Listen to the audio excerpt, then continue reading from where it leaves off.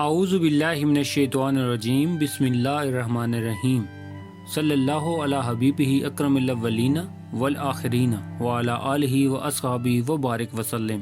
لاکھوں کروڑوں درود پاک خاتم النبیین حضرت محمد مصطفیٰ صلی اللہ علیہ وآلہ وسلم پہ۔ گنبد خضرا کے چاہنے والوں کو وقاص احمد کی طرف سے السلام علیکم۔ معراج پیغمبر اسلام کی زندگی کے ان واقعات میں سے ہے جنہیں دنیا میں سب سے زیادہ شہرت حاصل ہوئی۔ عام روایات کے مطابق یہ واقعہ ہجرت سے 1 سال پہلے 27 رجب کی شام کو پیش آیا۔ اس کا ذکر قرآن مجید اور حدیث دونوں میں ہے۔ قرآن یہ بتاتا ہے کہ معراج کس غرض کے لیے ہوئی تھی اور خدا تعالیٰ نے اپنے رسول صلی اللہ علیہ وآلہ وسلم کو بلا کے کیا ہدایات کی تھیں۔ حدیث یہ بتاتی ہے کہ معراج کس طرح ہوئی اور اس سفر میں کیا واقعات پیش آئے۔ اس واقعے کی تفصیل 28 راویوں کے ذریعے ہم تک پہنچی ہے۔ 7 راوی وہ ہیں جو خود معراج کے زمانے میں موجود تھے اور 21 وہ جنہیں بعد میں نبی کریم صلی اللہ علیہ وآلہ وسلم نے اپنی زبان مبارک سے اس کا قصہ سنایا۔ تو آئیے جانتے ہیں کہ واقعہ معراج کس طرح پیش آیا۔ حضرت محمد صلی اللہ علیہ وآلہ وسلم کو پیغمبری کے منصب پر سرفراز ہوئے 12 سال گزر چکے تھے۔ 52 برس کی عمر تھی۔ ایک روایت کے مطابق حرم کعبہ میں سو رہے تھے اور ایک روایت کے مطابق ام ہانی کے گھر کہ یکایک حضرت جبرائیل تشریف لائے اور آ کے آپ کو جگایا۔ نیم بیدار حالت میں اٹھا کے آپ کو زمزم کے پاس لے گئے، سینہ چاک کیا، زمزم کے پانی سے اس کو دھویا اور پھر اسے حلم، بردباری اور دانائی اور ایمان و یقین سے بھر دیا۔ اس کے بعد آپ صلی اللہ علیہ وآلہ وسلم کی سواری کے لیے ایک جانور پیش کیا گیا جس کا رنگ سفید اور قد گھوڑے سے تھوڑا چھوٹا تھا، برق کی رفتار سے چلتا تھا اور اسی مناسبت سے اس کا نام براق تھا۔ جب آپ اس پہ سوار ہونے لگے تو وہ چمک اٹھا۔ حضرت جبرائیل نے اسے تھپکی دی اور کہا کہ آج تک تم پہ محمد عربی صلی اللہ علیہ وآلہ وسلم سے بڑی شخصیت کوئی سوار نہیں ہوئی۔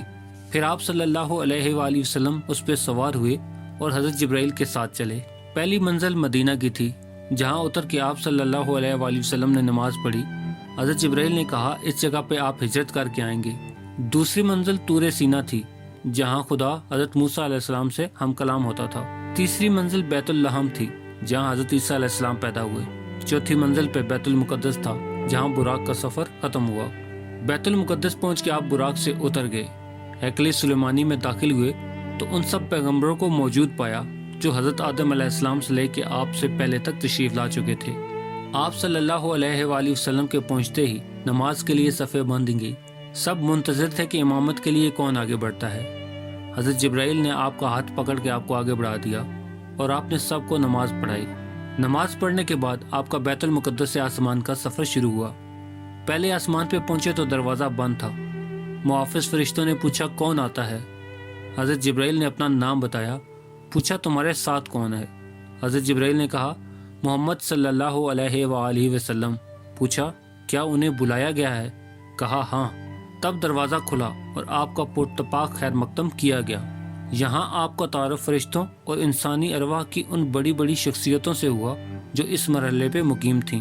ان میں نمایاں شخصیت ایک ایسے بزرگ تھے جو انسانی بناوٹ کا مکمل نمونہ تھے۔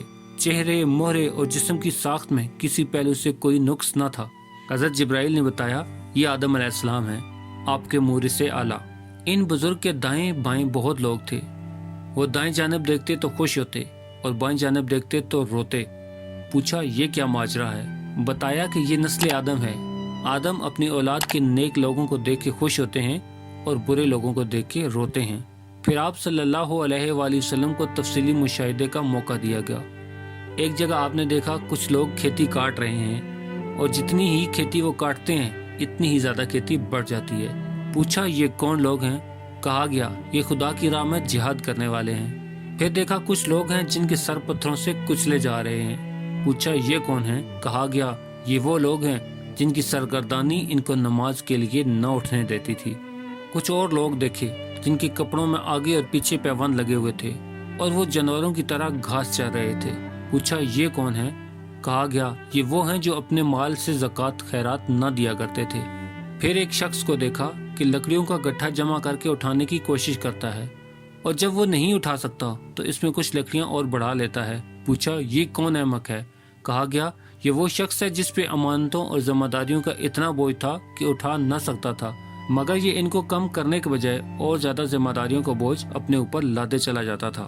پھر دیکھا کہ کچھ لوگوں کی زبانیں اور ہونٹ کینچیوں سے کترے جا رہے ہیں۔ پوچھا یہ کون لوگ ہیں؟ کہا گیا یہ غیر ذمہ دار مقرر ہیں جو بلا تکلف زبان چلاتے اور فتنہ برپا کیا کرتے تھے۔ ایک اور جگہ دیکھا کہ ایک پتھر میں ذرا سا شگاف ہوا اور اس میں سے بڑا موٹا سا بیل نکل آیا۔ پھر وہ بیل اس شگاف میں جانے کی کوشش کرنے لگا مگر نہ جا سکا۔ پوچھا یہ کیا معاملہ ہے؟ کہا گیا یہ اس شخص کی مثال ہے جو غیر ذمہ داریوں کے ساتھ ایک فتنہ انگیز بات کر کے چلا جاتا تھا، پھر نادم ہو کر اس کی تلافی کرنا چاہتا مگر نہ کر سکتا تھا۔ آگے چل کے ایک مقام پہ کچھ لوگ اپنا گوشت کاٹ کر کھا رہے تھے۔ پوچھا گیا کہ یہ کون ہے؟ بتایا گیا یہ وہ لوگ ہیں جو دوسروں پہ زبانیں تان کیا کرتے تھے۔ انہی کے قریب کچھ اور لوگ تھے جن کے ناخن تانبے کے تھے اور وہ اپنے منہ اور سینے نوچ رہے تھے۔ پوچھا یہ کون ہیں؟ کہا گیا یہ وہ لوگ ہیں جو لوگوں کے پیٹھ پیچھے ان کی برائیاں کرتے تھے اور ان کی عزت پہ حملے کیا کرتے تھے۔ کچھ اور لوگ دیکھے جن کے ہونٹ اونٹوں کے مشابہ تھے اور وہ آگ کھا رہے تھے۔ پوچھا یہ کون ہیں؟ کہا گیا یہ یتیموں کا مال ہضم کرنے والے ہیں۔ پھر دیکھا کہ کچھ لوگ ہیں جن کے پیٹ بے انتہا بڑے اور سانپوں سے بھرے ہوئے ہیں۔ آنے جانے والے ان کو رونتے ہوئے گزر جاتے ہیں مگر وہ اپنی جگہ سے ہل نہیں سکتے۔ پوچھا یہ کون ہیں؟ کہا گیا یہ سود خور ہیں۔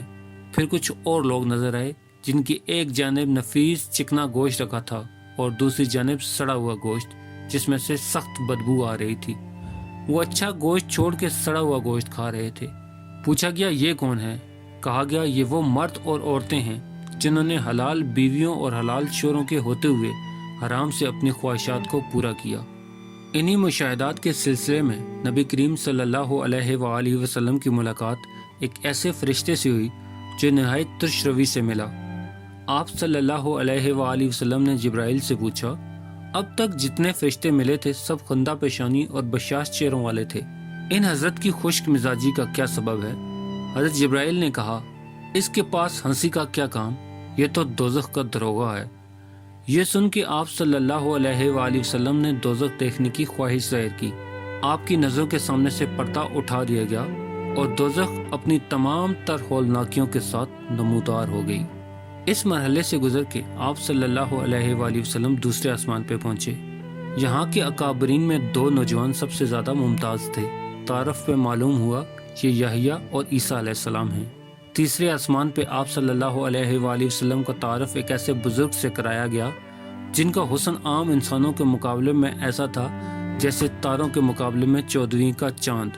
معلوم ہوا یہ حضرت یوسف علیہ السلام ہیں۔ چوتھے آسمان پہ حضرت ادریس علیہ السلام، پانچویں پہ حضرت ہارون علیہ السلام، چھٹے پہ حضرت موسیٰ علیہ السلام سے آپ کی ملاقات ہوئی۔ ساتویں آسمان پہ پہنچی تو ایک عظیم و شان محل بیت المعمور دیکھا جہاں بے شمار فرشتے آتے اور جاتے تھے۔ اس کے پاس آپ صلی اللہ علیہ وآلہ وسلم کی ملاقات ایک ایسے بزرگ سے ہوئی جو خود آپ صلی اللہ علیہ وآلہ وسلم سے مشابہ تھے۔ تعارف پہ معلوم ہوا یہ حضرت ابراہیم علیہ السلام ہیں۔ پھر آگے کا سفر شروع ہوا یہاں تک کہ آپ سدرۃ المنتہا پہ پہنچ گئے جو پیش گاہ رب العزت اور عالم خالق کے درمیان حد فاصل کی حیثیت رکھتا ہے۔ نیچے سے جانے والے یہاں رک جاتے ہیں اور اوپر سے احکام اور قوانین براہ راست آتے ہیں۔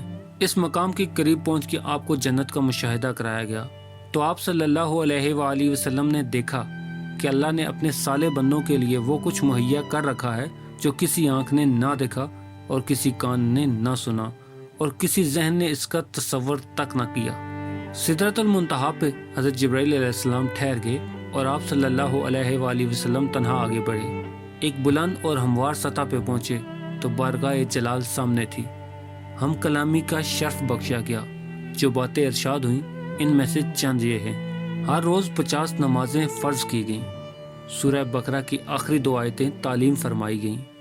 شرک کے سوا دوسرے سب گناہوں کی بخشش کا امکان ظاہر کیا گیا۔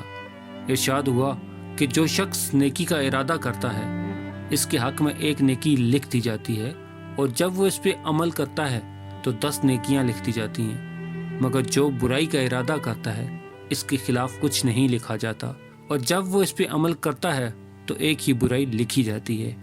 پیش کی خداوندی سے واپسی پہ نیچے اترے تو حضرت موسیٰ علیہ السلام سے ملاقات ہوئی۔ انہوں نے روداد سن کے کہا میں بنی اسرائیل کا تلخ تجربہ رکھتا ہوں۔ میرا اندازہ ہے کہ آپ کی امت 50 نمازوں کی پابندی نہیں کر سکے گی، جائیے اور کمی کے لیے عرض کیجیے۔ آپ صلی اللہ علیہ وآلہ وسلم گئے اور اللہ جل شانہ نے 10 نمازیں کم کر دی۔ پلٹے تو حضرت موسیٰ نے پھر وہی بات کی۔ ان کے کہنے پہ آپ صلی اللہ علیہ وآلہ وسلم بار بار اوپر جاتے رہے اور ہر بار 10 نمازیں کم کر دی جاتی۔ آخر 5 نمازوں کی فرضیت کا حکم ہوا اور فرمایا گیا کہ یہی 5 50 کے برابر ہیں، کہ آپ کی امت 5 نمازیں پڑھے گی مگر اسے ثواب 50 نمازوں کے برابر ملے گا۔ واپسی کے سفر میں آپ صلی اللہ علیہ وآلہ وسلم بیت المقدس آ کے اترے۔ یہاں پہ تمام انبیاء کرام موجود تھے۔ آپ صلی اللہ علیہ وآلہ وسلم نے ان کو نماز پڑھائی جو غالباً فجر کی تھی، پھر براق پہ سوار ہوئے اور مکہ واپس پہنچ گئے۔ صبح سب سے پہلے آپ صلی اللہ علیہ وآلہ وسلم نے اپنی چچا زاد بہن ام ہانی کو یہ رودات سنائی اور پھر باہر نکلنے کا قصد کیا۔ انہوں نے آپ صلی اللہ علیہ وآلہ وسلم کی چادر پکڑ لی اور کہا، خدا کے لیے یہ قصہ لوگوں کو نہ سنائیے گا، ورنہ ان کو آپ صلی اللہ علیہ وآلہ وسلم کا مذاق اڑانے کا ایک اور شوشہ ہاتھ آ جائے گا۔ مگر آپ یہ کہتے ہوئے باہر نکل گئے کہ میں ضرور بیان کروں گا۔ حرم کعبہ میں پہنچے تو ابو جہل سے آمنا سامنا ہوا۔ اس نے کہا، کوئی تازہ خبر؟ فرمایا ہاں۔ پوچھا کیا؟ فرمایا کہ آج کی رات بیت المقدس گیا تھا۔ کہا بیت المقدس؟ راتوں رات ہو آئے ہو اور صبح یہاں موجود ہو؟ فرمایا ہاں۔ کہا قوم کو جمع کروں، سب کے سامنے یہی بات کہو گے؟ حضور صلی اللہ علیہ وآلہ وسلم نے فرمایا بے شک۔ ابو جہل نے آوازیں دے کر سب کو جمع کر لیا اور کہا لو اب کہو۔ آپ صلی اللہ علیہ وآلہ وسلم نے سب کے سامنے پورا واقعہ بیان فرما دیا۔ لوگوں نے مذاق اڑانا شروع کر دیا۔ 2 مہینے کا سفر ایک رات میں ناممکن، محال ہے۔ پہلے تو شک تھا، اب یقین ہو گیا کہ نعوذ باللہ تم دیوانے ہو گئے ہو۔ آنن فانن یہ خبر تمام مکہ میں پھیل گئی۔ بہت سے مسلمان اس کو سن کے اسلام سے پھر گئے۔ لوگ اس امید پہ حضرت ابوبکر صدیق رضی اللہ تعالیٰ عنہ کے پاس پہنچے کہ یہ محمد صلی اللہ علیہ وآلہ وسلم کے دستے راست ہیں، یہ پھر جائیں تو اس تحریک کی جان نکل جائے گی۔ انہوں نے یہ قصہ سن کے کہا، اگر واقعی محمد صلی اللہ علیہ وآلہ وسلم نے یہ واقعہ بیان کیا ہے تو ضرور سچ ہوگا۔ اس پہ تعجب کی کیا بات ہے؟ میں تو روز سنتا ہوں کہ ان کے پاس آسمان سے پیغام آتے ہیں اور اس کی تصدیق بھی کرتا ہوں۔ پھر حضرت ابوبکر صدیق رضی اللہ تعالیٰ عنہ حرم کعبہ میں آئے۔ رسول اللہ صلی اللہ علیہ وآلہ وسلم موجود تھے اور لوگوں کا ایک ہجوم جمع تھا۔ حضرت ابوبکر صدیق نے سوال کیا، یا رسول اللہ کیا آپ نے واقعی ایسا فرمایا ہے؟ جواب دیا ہاں۔ کہا بیت المقدس میرا دیکھا ہوا ہے، آپ وہاں کا نقشہ بیان کریں۔ آپ نے فوراً نقشہ بیان کرنا شروع کر دیا اور ایک ایک چیز اس طرح بیان کی گویا بیت المقدس سامنے موجود ہے اور یہ دیکھ دیکھ کر اس کی حقیقت بتا رہے ہیں۔ حضرت ابوبکر صدیق رضی اللہ تعالیٰ عنہ کی اس تدبیر سے جھٹلانے والوں کو ایک شدید ضرب لگی۔ وہاں بکثرت ایسے آدمی موجود تھے جو تجارت کے سلسلے میں بیت المقدس جاتے رہتے تھے۔ وہ سب دلوں میں قائل ہو گئے کہ نقشہ تو بالکل صحیح ہے۔ اب لوگ آپ صلی اللہ علیہ وآلہ وسلم کی بیان کی صحت کا مزید ثبوت مانگنے لگے۔ فرمایا جاتے ہوئے میں فلاں مقام پہ فلاں قافلے سے گزرا تھا جس کے ساتھ یہ سامان تھا۔ قافلے والوں کے اونٹ براق سے بھڑکے، ایک اونٹ فلاں وادی کی طرف بھاگ نکلا۔ میں نے قافلے والوں کا اس کا پتہ بتا دیا۔ واپسی میں فلاں وادی میں فلاں قبیلے کا قافلہ مجھے ملا، سب لوگ سو رہے تھے۔ میں نے ان کے برتن سے پانی پیا اور اس بات کی علامت چھوڑ دی کہ اس سے پانی پیا گیا ہے۔ ایسے ہی کچھ اور واقعات آپ صلی اللہ علیہ وآلہ وسلم نے بتائے جو بعد میں آنے والے قافلوں نے اس کی تصدیق کی۔ اس طرح تمام خلق کائنات کی زبانیں بند ہو گئیں۔ واقعہ معراج حضور صلی اللہ علیہ وآلہ وسلم کے بلند اور اعلیٰ مرتبے کی نشاندہی کرتا ہے۔ قرآن حکیم فرقان حمید میں اس کا ذکر اور احادیث میں اس کی تشریح تفصیل سے موجود ہے۔ قرآن حکیم کے 15ویں پارے سورہ بنی اسرائیل میں اللہ تعالیٰ نے فرمایا، پاک ہے وہ ذات جو اپنے خاص بندے کو راتوں رات لے گئی مسجد حرام سے مسجد اقصیٰ تک، جس کے ارد گرد ہم نے برکت رکھی کہ ہم اسے اپنے عظیم و شان نشانیاں دکھائیں۔ بے شک وہ سنتا اور دیکھتا ہے۔ سفر معراج کی دوسری منزل کا ذکر سورہ نجم میں کیا گیا ہے، اور اس بندے نے اللہ تعالیٰ کو دیکھا ایک خاص نزول کے ساتھ، جبکہ وہ بندہ سدرۃ المنتہا کے نزدیک موجود تھا۔ نہ نگاہ جھپکی نہ حد سے تجاوز ہوئی۔ بلا شبہ آپ صلی اللہ علیہ وآلہ وسلم نے شب معراج میں اپنے رب کی بڑی بڑی نشانیاں دیکھیں۔ شب معراج اس بات کی یاد تازہ کرنے کا موقع فراہم کرتی ہے جس کے لیے بطور خاص آپ صلی اللہ علیہ وآلہ وسلم کو آسمانوں پہ طلب کیا گیا۔ آج بھی واقع معراج کے پیغامات اسلامی معاشرے اور ریاست کو سیسا پلائی ہوئی دیوار بنا سکتے ہیں، بشرطے کہ ہم یہ سوچیں، سمجھیں اور صدقے دل سے ان پہ عمل کریں۔